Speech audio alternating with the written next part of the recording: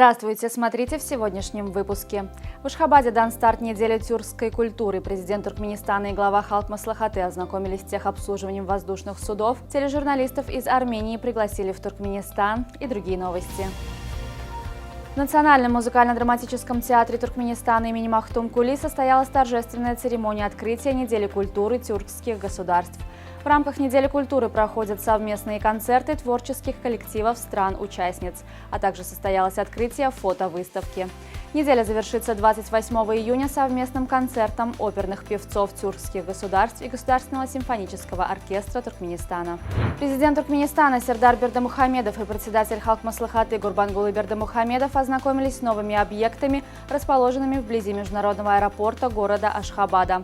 Руководитель агентства «Туркменские авиалинии» Давран Сабуров доложил о состоянии дел на авиабазе, ее оснащении и проводимой работе по налаживанию технического обслуживания самолетов.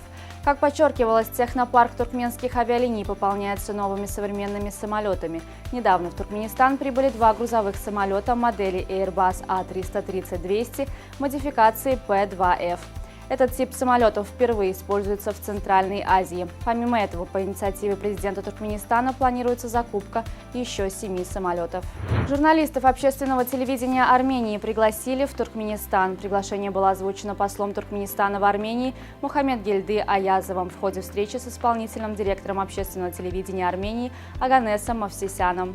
Посол отметил, что гости из Туркменистана несколько раз принимали участие в утренней передаче общественного телевидения, и это явилось хорошей возможностью представить широкому армянскому зрителю древнюю историю туркменского народа и самобытную туркменскую культуру.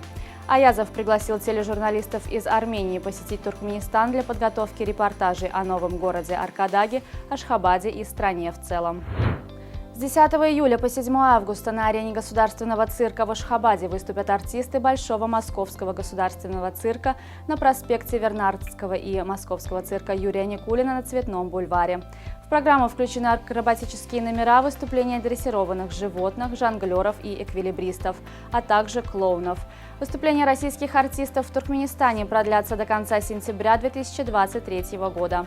Цирковые представления пройдут также в Мары, Туркменабаде, Дашовузе, Балканабаде. В Марийском вилаяте на Викельбазарском предприятии по производству нефтепродуктов построены и сданы в эксплуатацию 3 новых металлических резервуара, рассчитанных на хранение более 3000 кубометров нефтепродуктов. Это позволит предприятию решить вопросы надежного хранения и отгрузки нефтепродуктов. На предприятии в этом году также построена и сдана в эксплуатацию эстакада, оснащенная современным оборудованием, которое позволяет заправлять одновременно 18 бензовозов. В вилаятах и столице Туркменистана запущена бесплатная услуга сурдоперевода, которая предоставляется глухим и слабослышащим людям для облегчения их общения с различными организациями, включая нотариальные конторы, больницы, банки и хакимлики. Сурдопереводчики работают в местных отделениях Общества слепых и глухих Туркменистана 5 дней в неделю. Они предоставляют устный перевод в офисе и за его пределами в порядке живой очереди. В Казахстане в честь 25-летия Астаны столичное управление по вопросам молодежной политики объявило литературный конкурс «Лучший молодой писатель», принять участие в котором смогут молодые поэты и писатели в возрасте от 14 до 35 лет, живущие в столице. Победители получат приз в размере 500 тысяч тенге. Для участия необходимо представить соответствующую заявку и само произведение, написанное в стихах или прозе. По словам организаторов конкурса, его основной целью является повышение интереса к истории и культуре своей страны, поддержка позитивных инициатив молодежи, а также выявление молодых талантов. Британская компания Domino's освоила доставку пиццы курьером с реактивным ранцем на спине. Летательные костюмы изготовила компания Gravity Industries. В эксперименте приняли участие сеть пиццерий, специально приглашенные для этого курьеры. Местом первого полета курьера с ранцем на спине стало поле недалеко от города Гластонбери, где проходит одноименный рок-фестиваль. Курьер забирал пиццу из ближайших к месту пекарен, пролетая над полем, останавливался, отдавал заказ и летел дальше. Президент Туркменистана Сердар Бердымухамедов принял вице-президента Международного союза велосипедистов, президента Азиатской конфедерации велоспорта Усама Аль-Шафара. Как подчеркнул президент Сердар Бердымухамедов, Туркменистан располагает всеми возможностями для проведения крупных международных соревнований по различным дисциплинам велосипедного спорта и готов рассмотреть возможности использования современного крытого велотрека в Олимпийском городке Ашхабада. В свою очередь, глава Азиатской конфедерации велосипедного спорта отметил опыт Туркменистана в безупречной организации масштабных спортивных соревнований, который служит надежным залогом того, что мировые турниры в стране будут проходить на самом высоком уровне.